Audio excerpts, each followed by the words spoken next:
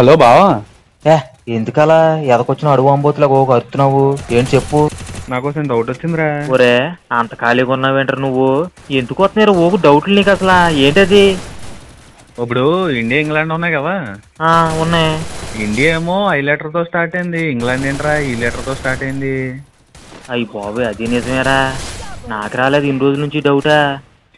అప్పటి నుంచి చెప్తున్నాను రా, మన ఎడ్యుకేషన్ సిస్టమ్ అప్డేట్ అవ్వాలరా, అందుకే జాబులు రావట్లేదని. అవును అది నిజమేనా, నాకు ఓన్ టాలెంట్తో రాలేదు జాబు. ఇంట్లో వాళ్ళు 4 లక్షలు కట్టి బ్యాక్ డోర్లో జాయిన్ చేయించారు.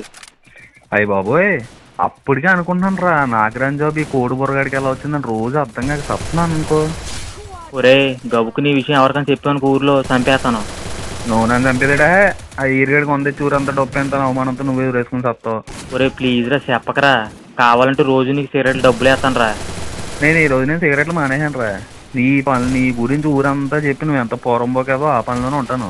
ఒరే అవును రే, సుజాత అంటే రోజు నీ గురించి చెప్పి తెగరొడ్డేస్తున్నారు, ఏదో జాబ్ చేసేస్తున్నామని. అర్జెంటుగా దాని దగ్గరికి వెళ్ళి నీ గురించి చెప్పి నువ్వు ఎంత ఎదవో ఇప్పుడు దానికి ఊరంతా చెప్తాను నేను. ఒరే సుజాత ఆంటీకి చెప్పామనుకో చచ్చిపోతాను నా చేతిలో.